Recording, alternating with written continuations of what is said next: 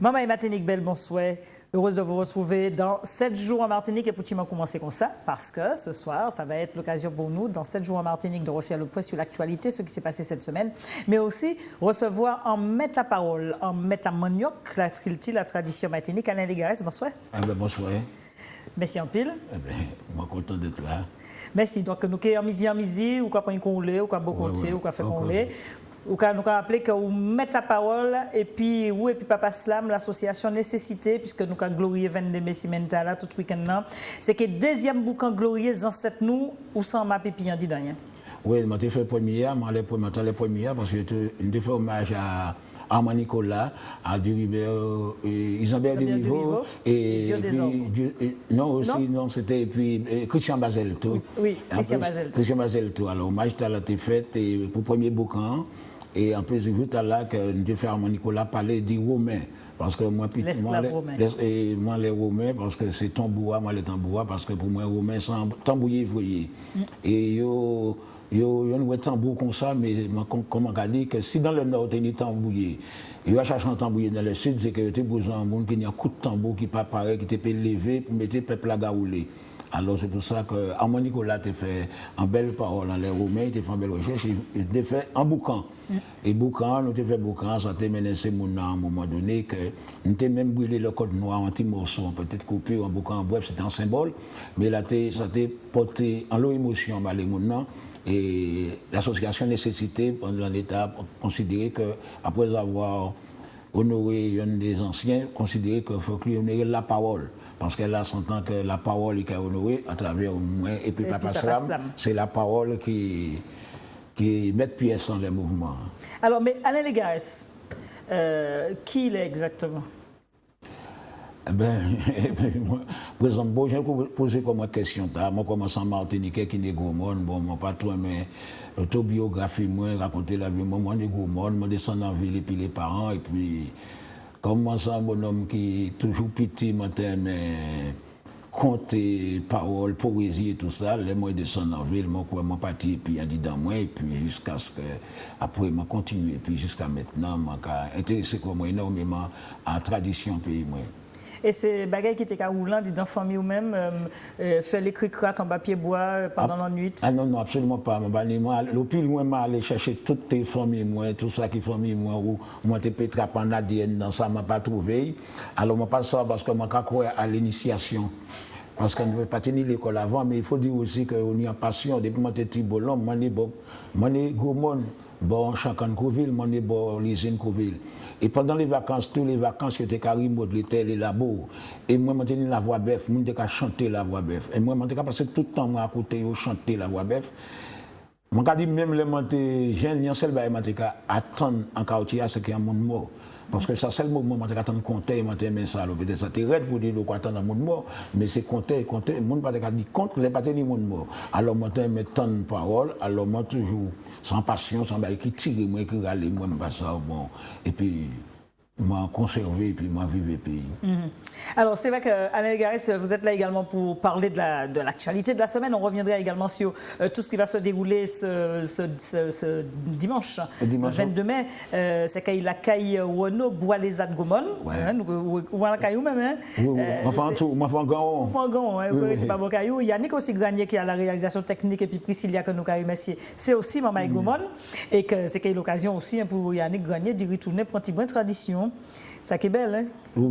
Yannick Akoto qui a fait une tradition. Je pense que bon, mais il faut dire que moi, je suis bon l'usine Couville, Gomon. Papa, moi, descend, il me dit, moi, bon l'usine Dillon. Alors, je ne pas trop aller très loin. Heureusement qu'on ne va pas prendre là. Je ne vais pas aller très loin, je vais toujours sans le déhomme, en l'eau de la ricasse nègre. Parfait. Alors, Alain Légarès, premier sujet. Mobilisation des lycéens du lycée du centre de la Martinique, du centre sud, contre la loi travail. On regarde le reportage et on en discute juste après sur ce premier reportage. Les élèves du lycée de Ducos se sont mobilisés ce matin. Ils ont quitté leur établissement vers 7 heures et se sont rendus à la mairie où ils ont remis une lettre dans laquelle ils expliquent les raisons pour lesquelles ils sont contre le projet de loi El Khomri. Comme nous, on est concernés, on est tous concernés par la loi El Khomri. Nous, on a voulu nous mobiliser parce que voilà, on n'est pas d'accord avec tout le contenu de cette loi. Les heures supplémentaires se travaillent jusqu'à 60 heures par semaine. devoir travailler peut-être le samedi, voire le dimanche. Et pour les cours, apparemment, on devra travailler le mercredi après-midi, le samedi matin. Donc tout ça, ça concerne, c'est une loi pour les patrons, c'est pas une loi pour nous les futurs travailleurs, les citoyens, tout le monde est concerné. Les parents souffrent déjà de leur boulot. Alors si nous, on doit travailler, et encore même beaucoup plus que 35 heures, ça leur suffit. Nous, on doit travailler jusqu'à 60 heures, donc nous, on sera déjà vieux avant l'âge. On ne veut pas. Le gouvernement, on est contre le gouvernement, mais le gouvernement ne veut rien entendre. Comme c'est eux qui décident. Donc je ne sais pas si les députés, ils vont nous entendre, ils vont nous regarder. Mais j'espère qu'ils vont faire une censure contre cette loi-là, parce que nous ne sommes pas d'accord. Il n'y a pas que le lycée Centre-Sud, il y a peut-être des gens qui ne sont pas au courant de cette histoire. Je pense que le gouvernement a fait, entre guillemets, dans le dos de plusieurs personnes, parce que, compte tenu de ce que je remarque, je vois qu'il y a beaucoup de personnes qui ne savent pas c'est quoi la loi El Khomri. Et ou bien peut-être qu'il y en a qui s'en foutent, mais ils ne réalisent pas vraiment ce qui va se produire si jamais elle est adoptée, cette loi. Les lycéens entendent rester mobilisés. Ils appellent à une nouvelle action de protestation contre le projet de loi travail jeudi matin. Premier sujet contre la loi travail, puisqu'on aura un autre sujet à ce sujet par rapport à cette information. Allez les gars, vous en pensez quoi de cette loi? Pour une fois, pour le reportage, ça m'intéresse beaucoup. Pour une fois, je vois des jeunes qui prennent position politiquement parce que ça les intéresse et parce qu'ils sont des adultes et des travailleurs de demain. Il est grand temps que la jeunesse martiniquaise commence à se mettre au fait des affaires politiques parce j'avais l'idée qu'ils étaient devenus apolitiques. Et là, s'ils se mettent là pour critiquer une loi qui va les intéresser, parce que ça va les intéresser en quelque temps, alors moi je pense que c'est une prise de conscience et une verticalité pour qu'on doit les écouter, les entendre pourquoi ils ne veulent pas et qu'est-ce qu'il y a dans cette loi. Parce qu'il n'y a pas de pédagogie on n'a pas expliqué la pédagogie de cette loi, mais je ne pense pas que cette loi soit bonne, parce que de toute façon, il y a bonne lurette que les hommes politiques ne font rien pour la jeunesse et en plus pour les travailleurs. Alors il est grand temps que les travailleurs et la jeunesse prennent en main leur destinée et aussi, parce que ce que je dis à cette jeunesse, il faut qu'ils aillent voter pour de temps en temps qu'un individu qui part à sa place, qu'on le foute à la porte, et puis ils vont y aller, parce que je pense que il y a trop de gens, il y a trop de manifestations contre cette loi. Si tu es bon, il peut être descendre dans l'arrière, personne ne va descendre dans l'arrière pour un bail qui est bon. Alors il doit être mis en faux, il doit être mis en barrière, il doit être mis en petit cochon, il y a des piquants, il y a des aiguilles qui est pitché. Oui. Donc, ça c'est pour la loi. On y reviendra tout à l'heure sur d'autres sujets concernant cette loi travail. Le nouvel équipement haut débit, vous parlez de comptes et de... mais maintenant c'est l'Internet, donc oui, c'est peut-être pour ça aussi. C'est l'Internet, parce que moi l'Internet, je suis dans mon quartier, j'habite Montgalbas dans mon quartier, il y a tellement de gens qui sont Internet, qui m'emmerdent, moi qui ne suis pas là-dessus, parce que le problème, c'est qu'ils ont dit que l'Internet, c'est l'autoroute de l'information. Mais je crois que les individus sont restés au péage. Je ne vais pas traverser l'autoroute là. Ouais. Ils restent au péage là. Alors moi-même, ça me pose... Donc, arrêtez. Internet. Oui, je m'en regarder parce que pour moi, ça m'amuse de les voir prier dans ça. Pour, au débit ou pas débit, c'est ça qui est bon, bien dedans. Si vous cherchez un bon bagage, parce que Internet ni bon, ni pas bon, bien pas bon. À présent, le haut débit, c'est bien parce que pourquoi avoir Internet, ne pas avoir le haut débit? Tant qu'à faire, mettez tout. Alors justement, on regarde juste par rapport au nouvel équipement mis par la société Orange. C'était sur la route de Balata pour l'Internet à haut débit, et ce pour toutes les personnes qui habitent ce secteur. Début mai, l'opérateur Orange a mis en service un nouveau nœud de raccordement haut débit à Balata. Cet équipement donne désormais aux abonnés une connexion Internet en ADSL. Josiane Ludon, déléguée régionale d'Orange en Martinique, présentait ce mercredi l'installation au maire de Fort-de-France. Nous présentons à Balata le nouvel équipement Orange qui permet justement de donner aux 550 habitants de Balata du haut débit, c'est-à-dire leur permettre de ne pas être en décalage avec ce qui se passe au centre-ville, qui est aujourd'hui d'avoir de la très haut débit par la fibre optique, et eux de pouvoir bénéficier d'une montée en débit pouvant aller jusqu'à 50 mégas. Donc ils partent de 512, ceux qui avaient du 2 mégas peuvent en avoir 20, mais ceux qui avaient du 512 passent maintenant certainement à du 2 mégas ou du 8 mégas. C'est vraiment une montée en débit. 550 habitants peuvent bénéficier de ce haut débit. Bien sûr, cet équipement est ouvert à l'ensemble des opérateurs. Donc aujourd'hui, n'importe quel client peut bénéficier d'une offre lui permettant d'obtenir de l'Internet. L'aménagement numérique du territoire de la ville de Fort-de-France est un enjeu majeur. Il s'agit là de développer l'accès au haut débit puis au très haut débit pour tous les foyalais.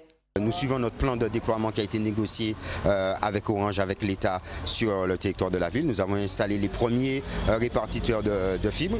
Nous poursuivons avec Orange ce déploiement, mais parallèlement, sur des zones comme Balata, Orange a accepté de faire un effort pour améliorer le débit existant. Et donc l'année prochaine, nous allons continuer le déploiement et jusqu'en 2021, de façon à ce que l'intégralité de la ville soit couverte par le très haut débit, ce qui permettra aux particuliers, mais surtout aux acteurs économiques, de disposer de débits permettant d'être vraiment concurrentiels sur le marché mondial, notamment dans les nouvelles technologies et dans le numérique.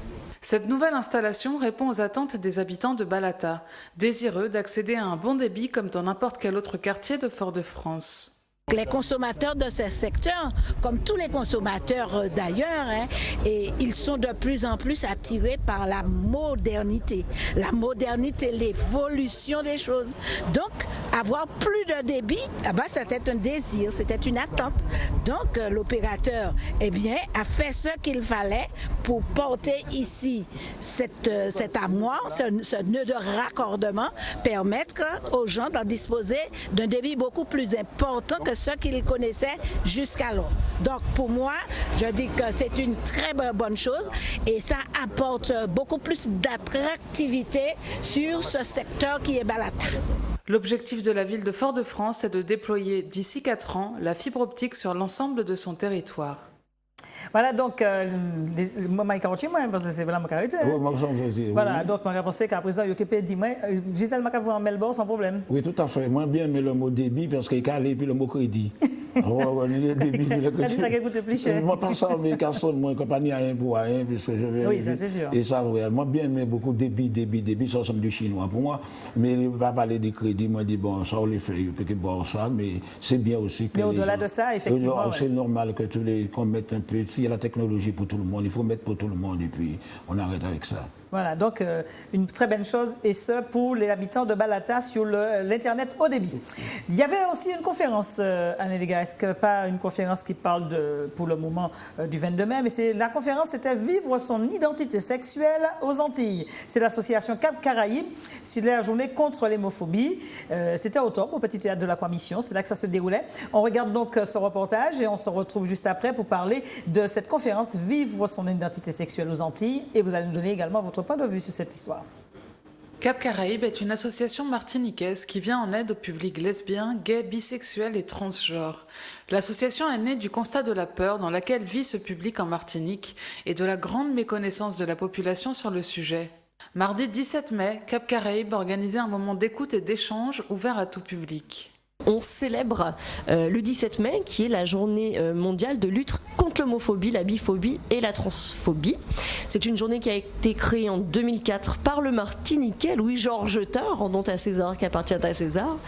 Et Cap Caraïbes, l'association Cap Caraïbes, Conseil, Aide, Prévention, a tenu à mettre en place ce colloque, donc animé entre autres par Madame Chonville, sociologue, et Madame De Toré, psychologue, afin de toucher un large public pour parler autour de la thématique de vivre sa différence sexuelle en Martinique aujourd'hui.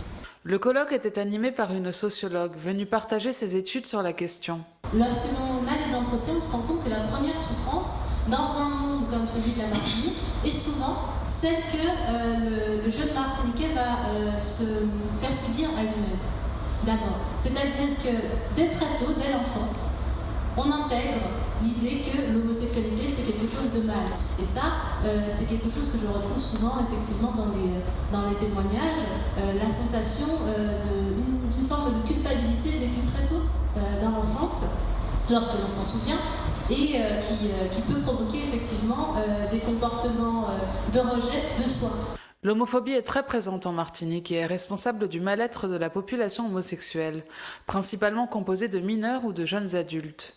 L'association Cap Caraïbes en fait le constat lorsqu'elle va à la rencontre de ces jeunes. Ce qu'on observe sur le terrain, c'est toujours ce tabou, toujours la peur du rejet, la souffrance de cette différence, la peur d'être rejeté de son cercle familial, de son cercle amical, même dans les sphères au niveau du travail. Et tout cela est très très compliqué. Cap Caraïbes est une association engagée dans la défense des droits et le dialogue sociétal autour de la question LGBT en Martinique. Par rapport à cette situation, Alain Garès? Oui, cette situation, c'est une vraie situation pour la bonne raison que nous avons une culture, ce pays, la Martinique, on avait tout petit, on disait, là, Dieu, coq, moins, veille pour les tout. Nous sommes un peuple qui se prend pour les meilleurs machos du monde, nous sommes les plus machos, martiniquais machos. Des fois, pas de ni en famille martiniquais qui pas ni en homo, en famille, là. Et sans grande souffrance pour ces gens-là. Et en plus, ce qui s'est passé, c'est qu'à un moment donné, nous sommes arrivés, il y a crié la parole libérée. Et quand sans moi, la parole libérée, c'est pour mépriser ce qui a souffert. Pour donner un exemple, quand même, pour ne pas passer à l'homophobie, parce que moi-même, c'est un combat que j'ai des amis un peu partout, parce que c'est, on ne peut pas défendre un bagage, chaque monde a une vie de sexualité, c'est un peu de respect, et puis de toute façon. Mon garçon, j'ai détenu après 40 d'années de ça, moi, j'étais de l'éducation spécialisée. Et moi, j'ai regardé, c'est plutôt des jeunes là, ils ont des problèmes, c'est pas parce que tu es handicapé qu'ils n'ont pas ni droit ni en sexualité. Mais comme en tant que tel, tout c'est l'omerta, il faut fermer ta gueule, il ne faut pas parler. Moi, je considérais que certains jeunes qui étaient là, étaient mérités à un moment donné, ni envie de connaître en sexualité. Alors, enfin, il y a des marrons quand même, parce que c'est des marrons, moi, ça peut être Guadeloupe, moi, c'est Saint-Jean-Bosco. Moi, bon, à la sexualité, bon, on n'a pas dit acheter des capotes, bref, tout le système. Mais ce qui est arrivé, c'est que, après quelques temps, j'ai eu. J'ai signé exactement moi, parce que, comme Alain Légarès, dangereux, c'est que discipline, toute bagage. Et il a fallu que, après 6 ans de ça, 30 ans après, quand ici, voir un papier un jour, parce que l'espoir a crié moi, comme M. Légarès, vous avez connu la sexualité des handicapés, vous avez une expérience, on aurait bien voulu que maintenant vous nous expliquiez cette expérience, tiens, je m'ai considéré c'est eux qui t'ai couru de moi, parce que je m'ai posé ce problème-là. Moi, je comprends le problème parce que c'est des êtres humains, c'est des gens qui humains. Alors, la plupart des fois, ça ne peut pas comprendre dans le pays. C'est un pays qui a dit qu'il est chrétien. Tout le monde est chrétien. La bon Dieu, Jésus a parlé, c'est tout le monde est bon Dieu. Quand on parle du bon Dieu toute la journée, et chaque fois qu'il y a un monde qui est différent, on se dit qu'il faut éliminer ou pas comprendre, alors que pour moi, l'autre a dans la croyance de chrétien, c'est vous qui êtes pour bailler la main et comprendre aussi souffrance. Mais plus nous connaissons ça, plus c'est mon c'est bagages qui font plus la peine. Toute la journée, je suis dans toutes ces religions, toutes catégories de religions. Et puis, je constaté que nous avons des problèmes qui peuvent famille riche nous. Ils ont méprisé, et puis ils ont empêché de vivre la sexualité, comme si comme c'est sans crime, parce que des moments sans péché en crime. Ça a mélangé en tête nous, et ça a mené simplement là, on a des enfants qui pourrissent dans des souffrances comme ça a mené des grands problèmes en pays, des problèmes familiaux qui raident. Voilà pour contre l'homophobie. Allez, 4e sujet. Mobilisation des policiers contre la haine anti-flic. On a vu le Martiniquais, on ne le savait pas, mais le Martiniquais qui a bravé le danger face à tous ces jeunes un peu déchaînés sur la France hexagonale. Ici aussi, les policiers se sont mobilisés contre la haine anti-flic. On regarde là aussi, c'est une situation qui est là encore catastrophique pour les jeunes qui sont policiers et puis le monde de l'ordre en général. À l'appel des syndicats Alliance et UNSA, une cinquantaine de policiers s'est mobilisée ce mercredi matin devant le commissariat de police de Fort-de-France. Ils dénoncent les violences dont sont victimes leurs collègues lors des manifestations à Paris et celles différentes mais bien réelles qu'ils subissent aussi en Martinique. Nous avons un certain nombre de revendications par rapport aux violences qui sont faites actuellement, notamment au niveau hexagonal, sur nos collègues policiers. Vous avez une partie de la population qui manifeste leur mécontentement envers les institutions de l'État Et si vous voulez, ça se traduit par des violences faites aux représentants de l'État, à savoir les policiers la plupart du temps. Nous sommes dans une situation telle que nous n'arrêtons pas de dénoncer un certain nombre de problèmes, notamment en termes de matériel et de renfort, si vous voulez, en effectif qu'il n'y a pas. Et nous sommes vraiment, je pense que nous arrivons à la limite du tolérable. Des chiffres de la délinquance qui seraient en baisse. Mais ceci étant, il y a un indicateur qui ne peut tromper personne. Ce sont le nombre de fonctionnaires de police blessés. D'accord? Il s'avère qu'au mois de mai, nous sommes à peu près à 42 fonctionnaires de police blessés. Alors que l'année dernière, des chiffres qui ont été arrêtés au mois de septembre, il y en avait 59. Donc, je suis curieux de savoir comment la délinquance est en diminution alors que les atteintes aux fonctionnaires de police sont en nette augmentation. On a dit que les policiers font des violences aux gens. Alors, il y a 3 cas de figure qui se présentent à nous. La première, c'est qu'on donne l'ordre aux manifestants de se disperser. Ils refusent. À ce moment-là, l'autorité qui est sur place, administrative qui est sur place, soit le préfet, soit le ministre, commande la charge pour pouvoir faire disperser. À ce moment, on est obligé d'employer la force. Il y aura des blessés, forcément des part et d'autres. Mais ça, c'est le premier cas. Le deuxième cas, c'est des personnes qui cassent les boutiques aux alentours des manifestations. Le policier ne peut pas rester là et puis regarder casser. On est obligé d'intervenir. Et là aussi, on va employer la force physique que les policiers ont pour pouvoir interpeller ces gens. Et le troisième cas, c'est les policiers qui sont là, qui encadrent les manifestations, qui sont debout, qui sont en train d'attendre et qui se font caillasser. Et dans ce troisième cas, et c'est ce cas-là qui nous préoccupe, c'est que les policiers se font caillasser à longueur de temps et ils ont un laps de temps très long dans le temps à réagir. C'est-à-dire que l'administration attend vraiment que ça déborde, mais alors là, en outrance, pour que puisse dire aux policiers de rétablir l'ordre. Mais en ce temps-là, on a beaucoup de policiers qui sont blessés et on riposte. Alors, je pose la question aux citoyens. Quand est-ce que vous avez vu une manifestation se dérouler et puis vous voyez les policiers qui sortent de nulle part et puis ils chargent le truc sans motif alors que tout se passe tranquillement? C'est faux. Les policiers interviennent que dans ces 3 cas-là. Le malaise chez le représentant des forces de l'ordre est prégnant. Les tensions restent toujours palpables. Donc là aussi, le monde est... Ah ouais, tout ça que... Le monde est devant derrière, c'est ça? Je ne dis pas le monde est devant derrière, mais je pense que de plus en plus, je prends la Martinique est malade de sa jeunesse. Parce qu'il y a un manque d'autorité, il y a une incommunicabilité entre les anciens et les jeunes. On n'a plus, je ne sais pas ce qui se passe, mais je suis en train de me dire que de plus en plus, on n'a qu'à mettre les honnêtes gens en prison et mettre ces voyous à dehors, là, qu'on finit avec le problème là, nous allons sortir. Parce que quand même là, de toute façon, nous allons penser en bagaille que... toujours le même problème d'éducation. En tant qu'éducateur justement spécialisé, le changement radical que nous avons connu en Martinique par rapport à ça, quelle analyse que vous faites? En analyse, il y a pas mal de choses. Il y a la société qui a évolué, a changé. Moi, je ne parle pas d'évolution parce que c'est l'évolution, c'est perdre l'âme, c'est perdre l'homme et puis on pense que c'est la technologie qui évolue, la science évolue, mais on se demande si l'homme évolue dans la science parce que moi, je pense que c'est ce problème d'éducation et il y a une éducation qui a foutu le camp par rapport à pas mal de choses, la télévision, le changement, la technologie. Et ce qui a donné aussi courage à ça, c'est qu'il y a pas mal de gens qui ont abondé dans ce sens en pensant que le petit maman est grand, à présent tout petit maman est grand, tout petit maman il ne faut pas dire aux enfants chacun. Et là, on a un certain âge, personne ne contrôle plus personne, il n'y a plus de grandes personnes, personne ne contrôle plus rien. Alors, comme personne ne contrôle plus rien, et je pense qu'une société doit protéger ses enfants, mais si les enfants riches s'embêtent au café depuis les 12 ans, moi, ça va faire pays. Alors, l'éducation, comme a dit Victor Hugo, après le pain, l'éducation est le premier besoin d'un peuple. Le monde qui a pensé à l'éducation, c'est l'école qui donne l'éducation. L'école ne donne pas de l'éducation, c'est les parents qui doivent donner de l'éducation. Alors, moi aussi, c'est les parents qu'il faut éduquer pour pouvoir retomber sur les enfants, mais les jeunes qui sont là, lorsqu'on les regarde, ils ont qu'une notion, même pour papa, quand ce soit en France, que ce soit en Martinique, c'est comme si c'est la même épidémie au Guinée. C'est ça.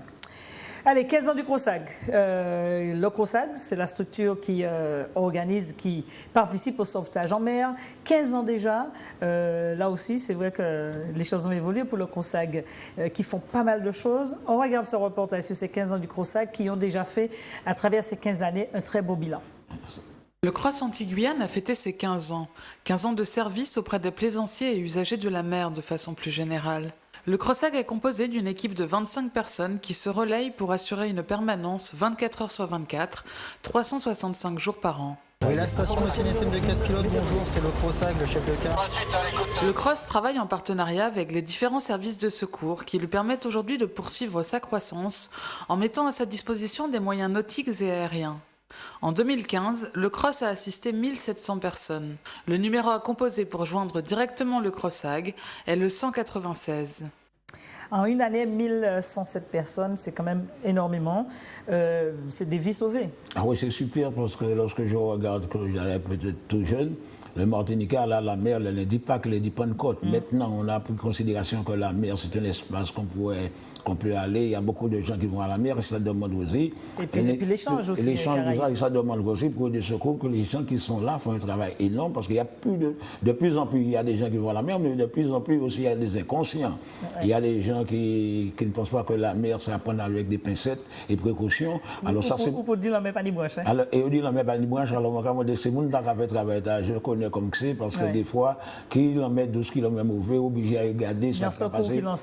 Alors, c'est énorme. Mais c'est super ça qu'on fait parce que mon carrière la même et puis il y a beaucoup de force. Et qui vivent encore longtemps. Et longtemps. Et puis quand d'autres la relèvent continuent pour aller mieux. Alain Légarès, ou ça un gros manger, ou un bel bon manger, ou un manger, ou un fait la fête? Non, moi-même, je fais la fête, mon côté manger, je me nourris, je ne mange pas. Je n'aime pas, moi nourris, je suis un gourmet. Alors, je ne pas beaucoup à manger. Un gourmet? Un gourmet. L'enfini manger, je n'ai pas faim, mais je n'ai pas plein pour moi. Je ne suis pas un grand mangeur. Mais un gourmet, les bons petits plats? Oui, les bons petits plats. Et comme moi-même, moi aussi, fait gourmet? Oui, moi aussi, moi bien fait manger. Moi, c'est beaucoup, moi, toujours mes petits manger. Moi, il y a longtemps, parce que depuis mon petit, mais il apprend tout le monde à débrouiller quand il fait manger. Ça, c'est la famille. En tant qu'apprendre tout le monde. C'est vrai. Alors, Sandra Hippocrate, c'est peut-être un madame qui peut rivaliser, parce que vous en fait gourmet. Allez, c'est un chef à domicile. Quand vous avez une manifestation, un anniversaire, un mariage ou encore envie de recevoir des amis et vous ne voulez pas vous donner à cette tâche, sauf si vous êtes un Légarès, eh bien, écoutez, vous appelez Sandra Hippocrate, on regarde ce qu'elle fait et qu'est-ce qu'elle concocte. Je prépare en fait des nouilles de Belgique aux crevettes aigres douces. Sandra Hippocrate est une jeune femme qui aime innover. Elle applique sa création à la cuisine qu'elle prépare pour ses clients. Sandra est chef à domicile. Je peux proposer des repas à l'assiette. Donc si vous avez un repas intimiste entre amis, en famille, ou que vous faites un repas d'affaires chez vous, je vous propose en fait d'acheter les produits, donc faire les courses, de préparer les plats, de faire le service et de nettoyer au complet votre cuisine à la fin de la prestation. Je prépare également des repas hebdomadaires. Donc, par exemple, vous avez beaucoup d'activités professionnelles, pas le temps de cuisiner, vous n'aimez pas cela. Je vous propose de réaliser pendant un jour tous vos repas de la semaine ou des jours que vous me demanderez de réaliser ces plats. Sinon, également les cocktails dînatoires et les brunchs. Je vais verser du bouillon. Ma cuisine peut aller autant dans notre cuisine traditionnelle antillaise que vers les cuisines internationales. Ce qui m'inspire en fait, c'est l'envie de faire découvrir ma cuisine à d'autres personnes. J'emmène en fait, par exemple, Cuba, ou j'emmène le Venezuela, ou voilà, j'emmène la Dominique vers vous. Les courgettes ici, je les ai juste cuites al dente, voilà, afin que ça garde en fait tout son caractère croquant. La cuisine est une passion pour Sandra, passion vers laquelle elle a choisi de se reconvertir professionnellement. J'ai fait vraiment un 360 degrés, je dois dire, puisque j'étais juriste auparavant. Voilà, et j'ai réalisé tout le parcours lié à l'exercice de la profession de cuisinière. Depuis octobre 2015, je me suis lancée dans l'activité de chef à domicile. J'aime vraiment ce côté coloré de la cuisine, sans fioriture. Voilà, je n'aime pas trop les chichis. Je préfère en fait permettre aux clients de manger vraiment une cuisine de qualité, je dirais même un petit peu familiale. Sandra est pleine de projets. Elle espère bien développer son activité de chef à domicile en Martinique. Je suis à la recherche active de partenariats avec les comités d'œuvres sociales, de personnel municipal, voilà, également les comités d'entreprise, des associations professionnelles, et je recherche également des chefs à domicile ou ceux qui souhaitent le devenir, qui sont passionnés par la cuisine et qui ont le diplôme de le CAP cuisine ou un bac professionnel en cuisine, afin d'étendre le réseau de chefs à domicile ici en Martinique. Aussi permettre aux Martiniquais de goûter à d'autres saveurs. Voilà, et Alain nous donnera aussi d'autres saveurs. Alors, par rapport à cette expérience. Non, mais c'est super, je veux dire, pour une seule raison, c'est que tu te rends compte que tu es là, quelqu'un qui te sert, mais c'est quelque chose. Des fois, on va là dans le restaurant pour servir, des fois on est fâché, on est mécontent, tout ça. Mais là, c'est toujours bien dans le monde qui a servi. Chez soi. Chez soi, voilà, ça pour moi, ça c'est. Parce que j'ai fait le théâtre chez soi, moi, et puis des amis, mais après, c'est la cuisine chez soi. Moi, quand je fais ça merveilleux, puis quoi, acheter ça au lait, puis quoi, ah, c'est un art. Ah, c'est un art, et puis j'aime les couleurs dans la cuisine. Et qu'est-ce que tu fais, toi? Qu'est-ce que tu concoctes, toi, comme plat fin gourmet? Moi, je suis un créateur, parce que c'est ça, mon lit, je peux faire un épi. Même épi de l'eau, je peux rôtir de l'eau, moi, alors, parce que il faut pas, moi, c'est ma création, mon enfant m'a fait, ma café à les gars, ce que j'ai, je fais avec ce que j'ai. C'est ce qu'on appelle ma cuisine. C'est ça, bien sûr. Ouais, j'aime bien ça, c'est avec ce que j'ai, je fais. Alors, moi, j'ai encore d'idées, puisque c'est, bon, quoi manger l'homme faim, mais je donne quelque chose. Pour te donner un exemple, il y a des moments, un jour, je ne pas tenir rien, je tenais simplement un fruit à pain, je coupais fruit à pain, un morceau, je bouilli, un morceau. Mais ça qui était bien, c'est qu'on mettait un nappe et puis un chandelier. Moi, moi, changer de décor là. C'est ça, ou pas manger. Oui, comme si j'étais à Versailles. Ouais. Donc voilà. Ça donne envie de. Oui, moi, ça donne envie. La présentation est importante. Surtout l'atmosphère et puis la présentation, c'est super important. Nous quoi enrober en bagaille bamon, nous quoi enrober, quoi baillantiner rosette, c'est merveilleux ça. Bien, peut-être que nous qui invitons Yannick, très certainement. Allez, les soignants dans la médecine de catastrophe. Là, c'est un sujet très important, alors que nous sommes dans un pays à risque, en Martinique, pays cyclonique, tremblement de terre ou autre. Cette manifestation a été organisée par l'organisation, par la mutuelle MGPA. Qu'est-ce qu'il en est exactement de cette médecine de catastrophe? Nous regardons le sujet et on se retrouve après. Il n'y a pas de problème. La Batelière, en collaboration avec l'ASPRIM et le CGOCH, une conférence sur la médecine de catastrophe et le rôle essentiel des soignants. Des professionnels de santé, de l'enseignement supérieur, mais aussi de la sécurité civile animaient cette rencontre. Les soignants sont indispensables dans tous les risques, que ce soit épidémiologique, catastrophes naturelles, technologiques, de la vie courante, les soignants sont indispensables. Il faut que nos soignants, nous nous considérons comme le porteur d'espoir. Il faut que nous nous considérons comme des personnes qui ont accepté d'être formées pour pouvoir mieux être disponibles à un instant T pour aider nos concitoyens. L'objectif était de mettre en valeur les formations pour préparer les soignants à la médecine de catastrophe. Nous voulons faire prendre conscience aux soignants qu'ils ont une responsabilité énorme. Ils ont choisi un métier qui est d'être là pour porter une aide à quelqu'un par le soin, par l'écoute, par l'agir, mais ils ont une responsabilité. Or, en catastrophe, rien ne s'improvise. Mais même si ça s'improvise, il faut avoir une base. La médecine de catastrophe, ça s'apprend. Il ne faut pas qu'on attende que la catastrophe soit notre guide. Il faut que nous soyons capables d'entrer en résilience. Le lieutenant-colonel Denis Lopez, chef d'état-major de la zone de la préfecture, est en charge de la sécurité civile sur le territoire antillais. La sécurité civile en France, c'est très simple. C'est 250 000 pompiers, 50 000 professionnels, 200 000 volontaires et 250 000 personnes qui travaillent au sein des associations pour aider les structures de secours, pour être des auxiliaires des pouvoirs publics. Et ce soir, vous avez un exemple d'association qui essaie de mettre à disposition ces ressources pour aider les pouvoirs publics dans le domaine du secours.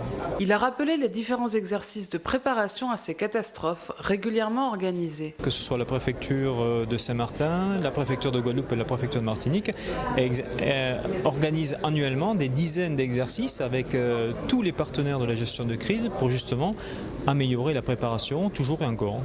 Plus on s'entraînera, plus on sera meilleur. Vous savez, il y a un joueur de golf qui disait « plus je m'entraîne, plus j'ai de la chance ». Et je crois que c'est pareil en sécurité civile. Dans les cas de sinistres, catastrophes naturelles, technologiques ou de société entraînant des victimes et dégâts en nombre, la préparation des soignants en amont est indispensable. Là aussi, c'est important dans le pays où nous sommes et tout ce qui nous entoure. Et tout ce qui est médecine doit être pris en considération ici, parce que surtout et la médecine de catastrophe, lorsqu'on regarde, nous sommes dans un pays, nous sommes sujets à toutes sortes de formes de bagailles, qui cyclones, qui raz-de-marée, qui tout pays. On n'a qu'à entendre des fois en tempête, en de l'eau qui tombe en les nous, en l'eau qui a crié en bruit par-ci, par-là, on a crié, c'est la panique à bord. Et après, dès le matin, nous avons de nonchalance, en l'accident, sans foutre toute bagaille.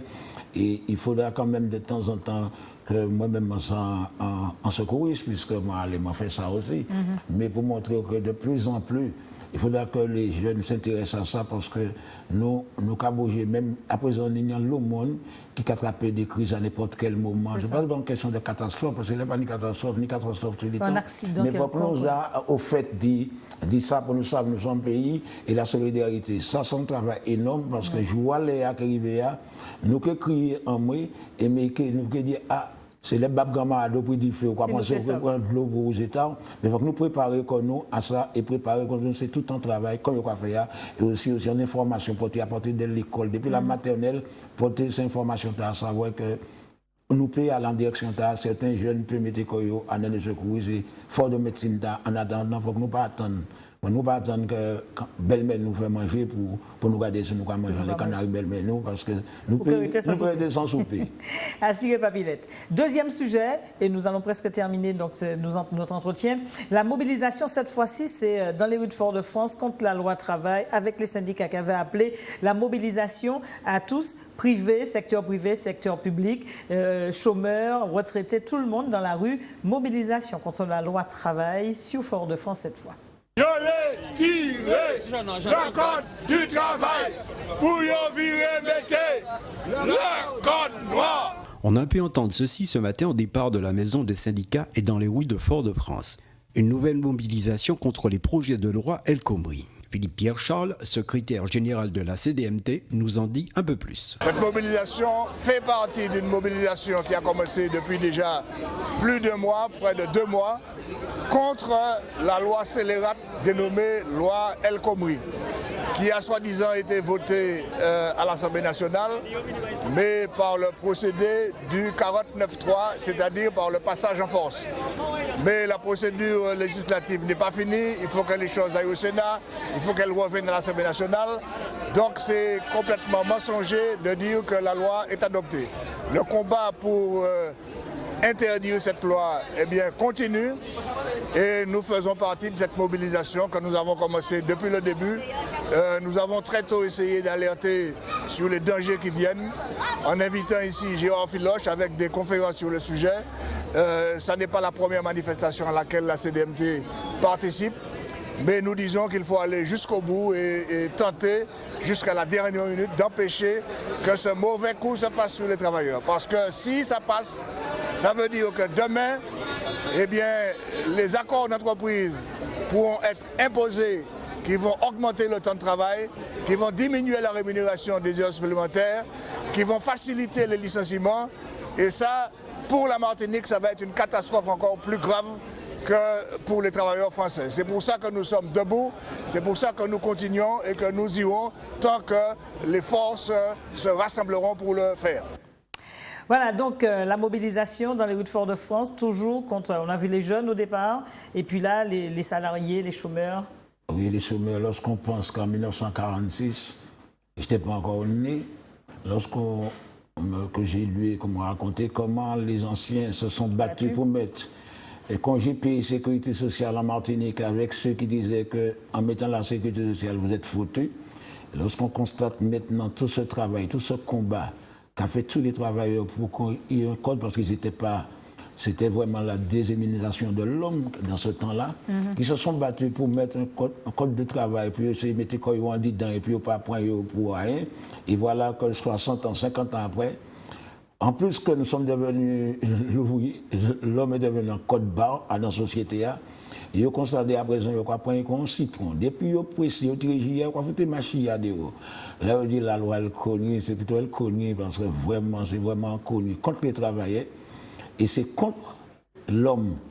Parce que c'est même pas contre les travailleurs, c'est contre l'homme parce que le travailleur n'a plus de valeur. L'homme n'a pas de pièces de valeur. Rien pas de valeur, seul bagage qui n'y valeur, c'est mon nom qui a travaillé la preuve en est. Les gens qui prennent plus de risques maintenant dans le travail, c'est pour là qui PDG qui en travail là, les grands marchés au PDG, c'est eux qui prennent risque parce que c'est eux qui investissent. C'est-à-dire que vous qui venir là, on veut quoi passer demain matin, quand on a un coup de pied, on prend l'autre, c'est devenu vraiment, c'est une perversion. C'est une perversion humaine qui est là. Vraiment ça, comment il y a des gens. Mais maman, quand on comprend ces lois-là, parce que l'on a constaté, le gouvernement français, 90% de ces gens qui ont gouverné, ce sont des énarques. Ils ont tous sorti dans la même école là, ils s'en foutent, et puis ils regardent pas regarder l'homme, ils regardent un chiffre. Chaque monde a un numéro.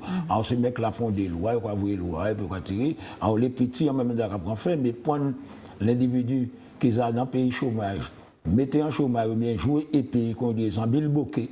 Vous voyez pas là, là, pas les tirer, jeter. On passe là, ça peut aller, mais je simplement, tout le monde mette d'accord. Il y a un monde qui a dit, bon, je ne sais pas, mais demain, après demain, nous ça va aller là. Mais je pense que normalement, avant de commencer à faire une loi comme ça, il faut tenir compte des syndicats pour parler, puis les travailleurs, pour ça, comment il y a. Personne ne va pas parler des travailleurs, comment il y a. Mais celle qui a fait la loi, laisse ça intéresser, laisse ça arranger, et là, ça, il y a un bénéfice en ça. Et puis tant pis pour ça qui est petit, tant pis pour les faibles, tant pis pour les travailleurs, tant pis pour la force vive du travail. Alors, comment dire quoi, si demain matin pas de travail, qui ça qui est ni? Allez, dernier sujet. C'était la plénière de la CTM, la collectivité territoriale de Martinique. On regarde la plénière, une plénière et juste après, on va terminer. Puis de la collectivité territoriale de Martinique se sont réunis en séance plénière ce matin. Ils étaient invités à donner leur avis sur 27 points à l'ordre du jour de cette rencontre. Ils se sont exprimés sur des dossiers ayant trait aux affaires financières, au développement économique, aux affaires sanitaires et sociales, au logement, aux affaires universitaires, à la culture, à la santé, au sport et aux affaires juridiques. Les élus ont donné un avis favorable pour des demandes de subventions émanant d'associations sportives et culturelles pour l'organisation d'événements comme le Tour des Yoles 2016 ou encore la participation d'athlètes martiniquais à la 20e édition des Jeux des Îles qui se dérouleront aux Baléares. Les élus ont également approuvé le partenariat entre la CTM et la Caisse d'allocation familiale, ayant pour objectif la recherche d'une coordination efficiente des actions sociales. Dans le domaine de l'éducation, l'attribution de mandats au président du conseil exécutif pour la mise en place de partenariats avec les institutions publiques a été votée. Plusieurs projets de décret ont été examinés, comme ceux relatifs au plan régional de prévention et de gestion des déchets, ou encore portant sur la revalorisation du revenu de solidarité dans les territoires d'outre-mer. Voilà donc pour la plénière de la CTM. Et la CTM en général, la politique, vous y intéressez Moi, je pense que je suis un enfant de la politique et je passe mon temps chaque semaine. Je suis branché politique, c'est-à-dire moi, je suis branché pour savoir comment le monde tourne, comment il y a quoi vendre moi, comment il y a quoi vendre chez les autres là. Parce que de plus en plus, la politique, pour moi, c'est acheter en gros et puis vendre en petit, Et pour la CTM, je n'ai pas de point de vue pour l'instant. Les 100 plénières, je ne suis pas adepte de plénière parce que ni trop de chiffres qui tombent, trop de bagages. Mais ça qui intéressé, moi, que vous voyez tout ça, on va parler à Brille, là, moi, je peux étudier ou sinon, il faut moi chercher. Alors, je ne pas ni trop de choses, je regarde parce que là, on regarde en télévision, c'est plutôt la posture ou les machins, je regarde. En ce qui concerne la politique, moi, c'est tous les jours. Le quotidien, pour moi, c'est la politique. Et comme un grand cousin, papa, moi, je suis petit, je peux dire, quand même, je suis 8 ans. Un jour, papa, moi, j'étais taillé, parce que moi, je me taillé. Un grand cousin, papa, moi, j'étais passé tous les dimanches là pour boire une découtrome. Un jour, je me dit un bagage. Il dit, il dit, je ne pas comprendre, je ne parler de politique. Je dis, je ne pas connaître rien en politique. Il dit, je ne pas connaître rien en politique, mais c'est le bagage que je constaté. Je n'ai pas jamais voté, mais pas jamais menti, mais gourmand.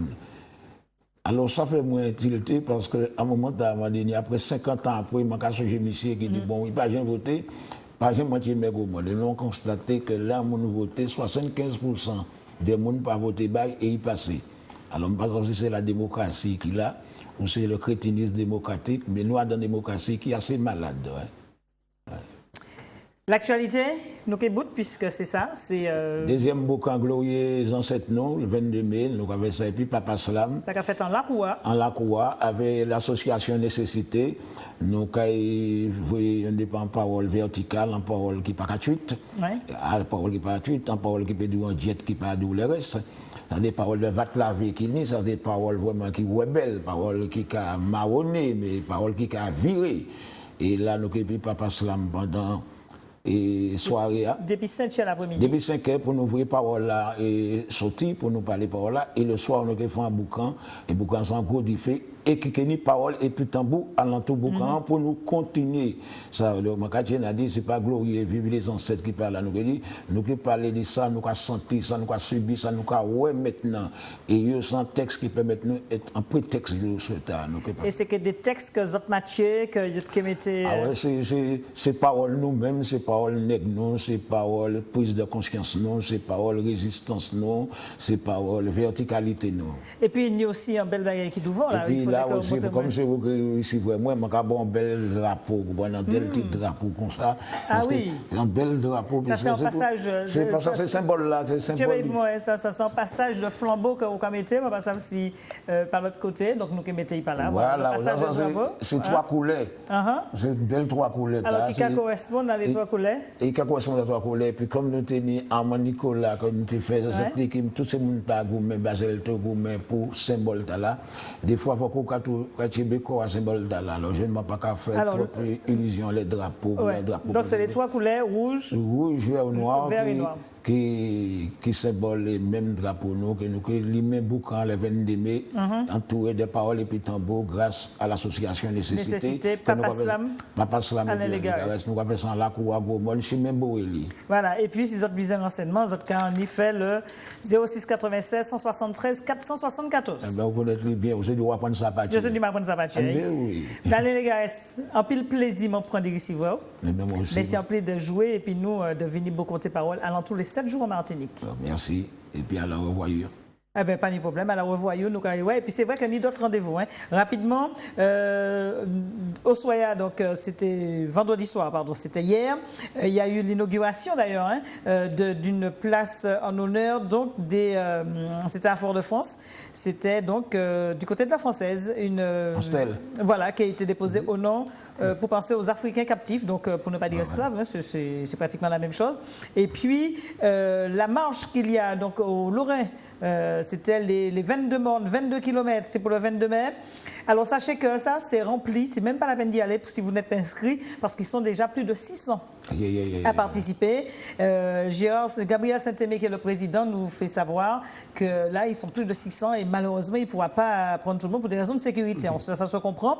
Nous, Martinique donne rendez-vous également demain. Ça va être à la salle Victor Lamont, si vous pensez y aller. Ce sera donc la manifestation sur la déclaration nationale de Martinique. Et puis le lendemain, il y aura également l'hommage rendu à ceux qui se sont battus également. C'était après l'esclavage. C'était en 1870 sur l'insurrection du Sud. Et puis on termine avec, là c'est aussi des jeux, par contre, que sur la plage de la Française sera les premiers jeux intervilles en Martinique, enfin des jeux intervilles en Martinique, avec Carisco, Alain Rapon, pas Alain, c'est Marcel Rapon, qu'on ne présente plus. Aussi. Voilà, Maman Carisco, qui a Djoubaké, et ça va être, on demande à la population de Martinique de venir en force, encourager l'équipe de Martinique. Si vous connaissez Interville, ce sont des jeux, c'est exactement la même chose. La Martinique participe cette année et il y aura d'ailleurs la semaine dernière nous avons reçu Jean-Emmanuel Émile avec sa discipline sportive, il y sera également. Donc, si vous voulez également applaudir tous les Martiniquais. Voilà, Alain Légarès, merci d'avoir participé. Merci. Excellente soirée. On se retrouve très prochainement en Lacaille Renault. En Lacaille Renault, et puis Papa Slam et moi, et puis l'association Nécessité. Nous allons glorifier les ancêtres. Voilà. Dans une ambiance de parfaite gaieté. Et puis, ça me permet de saluer également l'homme histoire de la Martinique. Il y en a eu d'autres, mais le potomite de l'histoire de la Martinique qui a valorisé le 22 mai, bien entendu. c'est Armand Nicolas qu'on ne présente plus, mais qu'on remercie énormément du travail qu'il a fait. Et puis voilà, en force bail, et puis les autres, il y a eu Gilbert Pagot, Édouard Delépine, Marie-Hélène Lérotin, et puis bien d'autres pour ne citer que ceux-là. C'est tous les gens qui ont du bac à l'histoire là, parce que l'histoire là, il faut que vous mettez toujours vous et puis soyez injustement méconnu. Voilà, c'est très important. Merci également Yannick Granier, merci à toute l'équipe qui a collaboré pour vous présenter ces 7 jours à Martinique. On vous souhaite une excellente soirée. Nous, on se retrouve la semaine prochaine pour une autre édition 7 jours à Martinique. D'ici là, portez-vous bien.